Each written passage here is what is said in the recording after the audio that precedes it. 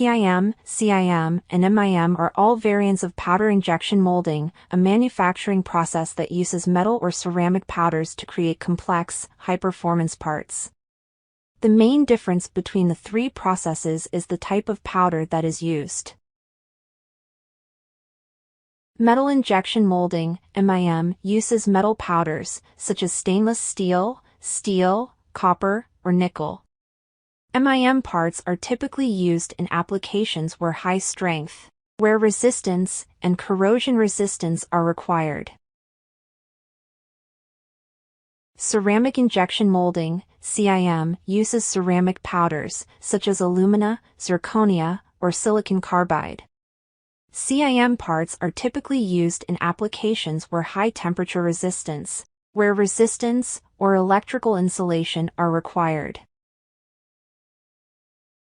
Powder injection molding, PIM, is a general term that can refer to either MIM or CIM.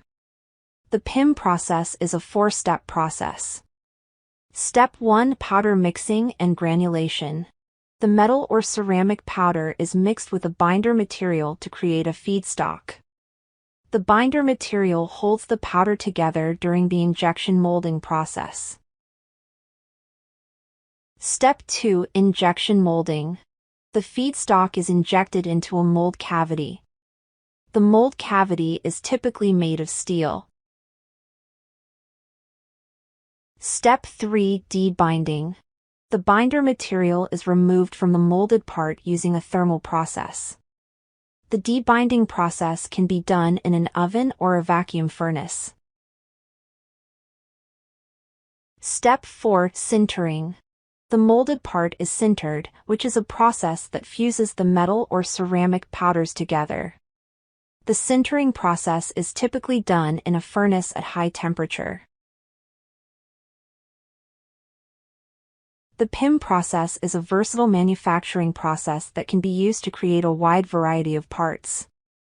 PIM parts are typically used in the transportation industry, in automotive products, machine technology, and plumbing products, just to name a few. Here are some of the advantages of the PIM process.